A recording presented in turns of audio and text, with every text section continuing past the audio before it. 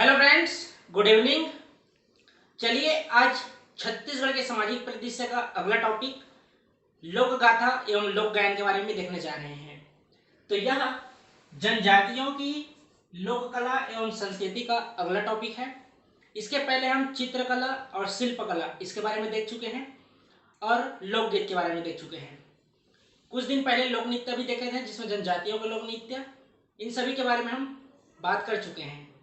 आज हम बात करेंगे लोक नाट्य और गाथा गीत अर्थात लोक गाथा के बारे में। अगर आप हमारे चैनल में नए हैं तो चैनल को सब्सक्राइब कर लीजिए और बेल आइकन को भी क्लिक कर लीजिए ताकि समय पे आपको पूरी जानकारी मिल जाए। कक्षाएं प्रतिदिन हो रही है, 5 बजे लाइव क्लास रहता है। आप सभी को छत्तीसगढ़ स्पेशल का रिकॉर्डिंग बैकअप क्लास दिया जा रहा है और मेंस का भी प्रैक्टिस चल रहा है। तो जिनको मेंस ग्रुप में ज्वाइन होना है ज्वाइन हो सकते हैं। चलिए आप सभी का बहुत बहुत धन्यवाद कि CGPSC हेरिटेज नोट्स परिवार में फाइनली 2000 सदस्य पूरा हो चुके हैं। हम आगे भी अच्छा आप सभी को वीडियो नोट्स देने का प्रोवाइड करेंगे। तो सबसे पहले बात करते हैं आज लोक गाथा के बारे में। तो समझिए लोक गाथा आखिर होती क्या है। तो जिसमें गीत भी हो और कथा भी हो तो ये लोक गाथा है। क्या हो, गीत हो और कथा हो, ये दोनों क्या है जिसमें शामिल हो लोक गाथा के अंतर्गत आता है। जो लोक गाथा है लोक नाट्य है। इसको करने का महत्व क्या होता है, आइए देखते हैं महत्व। तो इसका महत्व आप देखेंगे, पहला सामाजिक बुराइयों पर प्रहार करना, नाचक माध्यम से हो चाहे गम्मत के माध्यम से हो या रहस्य के माध्यम से हो, इन सभी के द्वारा जो समाज में व्याप्त बुराइयां हैं, सामाजिक बुराइयों पर प्रहार करने का महत्व ये होता है लोक गाथा का। दूसरा क्या है, मनोरंजन करना। ये कॉमन है कि मनोरंजन तो होती है। तो चलिए सबसे पहले बात करते हैं लोक नाट्य के अंतर्गत रहस्य के बारे में। रहस्य एक होता है दही कांदो, दोनों पे बात करेंगे। पहले बात कर लेते हैं रहस्य पे। ये कहां से प्रभावित है, तो उत्तर प्रदेश के रासलीला से प्रभावित है रहस्य। रहस्य कब किया जाता है, तो इसके लिए कोई निश्चित समय नहीं होता है। यह कार्यक्रम होली के समय किया जाता है। रहस्य को याद रखेंगे, होली के समय रहस्य का कार्यक्रम किया जाता है। इसमें कथा किसका होता है, तो राधा और कृष्ण की रासलीला का। रहस्य में होता है राधा और कृष्ण की रासलीला का। इसके अलावा कृष्ण की बाल लीला का भी होता है और कृष्ण और रावण इन दोनों का वध का भी रासलीला होता है, कृष्ण और कंस।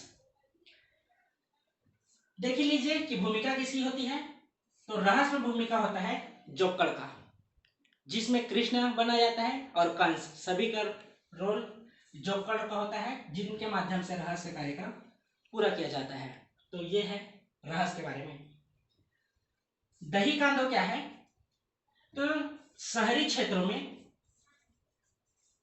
जो मटकी फोड़ प्रतियोगिता होता है, यही कार्यक्रम जनजातीय क्षेत्रों में भी होता है, जहां कृष्ण और राधा इनकी मूर्ति बना दी जाती है और पेड़ के नीचे दही कांदो का कार्यक्रम पूर्ण करते हैं। अर्थात जो शहरी क्षेत्र का मटकी फोड़ प्रतियोगिता है, जनजातीय क्षेत्र में उसे दही कांदो के नाम से जानते हैं। अगला है नाचा। याद रखेंगे लोक गाथा का महत्व कि सामाजिक बुराइयों पर प्रहार करना है और दूसरा है मनोरंजन करना है। देख लीजिए नाचा, तो नाचा ग्रामीण अंचल में प्रचलित होता है। इसमें भी भूमिका जोकर की होती है। तो आइए प्रमुख नाचा पार्टी के बारे में देख लेते हैं, जिसमें नाचा पार्टी और उनके संस्थापक पे बात करेंगे। ये वनडे एग्जाम के लिए इंपॉर्टेंट है और जो रहस्य है पंडवानी है, ये मेंस और प्रीलिम्स दोनों के लिए महत्वपूर्ण है। तो पहले है रवेली नाचा पार्टी, जिसके संस्थापक हैं दुलार सिंह मंदरे जी। दूसरा है नया थिएटर, जिसके संस्थापक हैं पद्म भूषण हबीब तनवीर। तीसरा है सोनहा बिहान, जिसके संस्थापक हैं दाऊ महाशय चंद्राकर। और चौथा है छत्तीसगढ़ का देहाती कला मंच और चंदैनी गोंदा नाचा पार्टी। ये हैं रामचंद्र देशमुख, इनके संस्थापक। तो ये हुआ प्रमुख नाचा पार्टी और नाचा के बारे में। अगला देखते हैं गम्मत के बारे में। तो गम्मत कभी भी किया जा सकता है। ये किसके लिए होता है? तो जो सामाजिक बुराइयां होती हैं, जो व्याप्त होते हैं, उनको दूर करने के लिए, वहां फोकस करने के लिए, प्रहार करने के लिए गम्मत किया जाता है। इसकी शैली क्या होती है? तो इसकी शैली होती है हास्य व्यंग्य शैली, जिसमें पुरुष के द्वारा ही महिला का भी रूप धारण किया जाता है। जो महिला का रोल होता है वो पुरुष के द्वारा ही किया जाता है, जिसे प्रमुख भूमिका विदूषक की होती है, अर्थात जोकर का होता है। यह है गम्मत के बारे में। अगला देखते हैं पंडवानी के बारे में। यह महत्वपूर्ण है, चाहे प्रीलिम्स हो या मेंस हो। तो समझ लीजिए पंडवानी क्या है। तो इसमें महाभारत कथा का छत्तीसगढ़ी लोक रूप पंडवानी है। किसका है? महाभारत कथा का छत्तीसगढ़ी लोक रूप पंडवानी है। इसमें मुख्य नायक की बात करें तो भीम होते हैं, और मुख्य नायिका देखेंगे तो द्रौपदी होती है। वाद्य यंत्र में बात करेंगे तो वाद्य यंत्र में तंबूरा होता है और करताल होता है। याद रखेंगे, तंबूरा और करताल। इसमें कथा किसका होता है? तो पांडवों का। पंडवानी में कथा होता है पांडवों का। इसमें देखेंगे कि यह पंडवानी कब किया जाता है। तो इसके लिए कोई विशेष अवसर की आवश्यकता नहीं होती है। तो अवसर की आवश्यकता नहीं होती है। पंडवानी देखेंगे तो इसे दो शैली में किया जाता है। पहला होता है वेदमती शैली और दूसरा होता है कपालिक शैली। कपालिक शैली, कपल याद रखेंगे, तो इसमें गीत और नृत्य दोनों के माध्यम से पंडवानी किया जाता है, जबकि वेदमती शैली में केवल गीत ही गाया जाता है।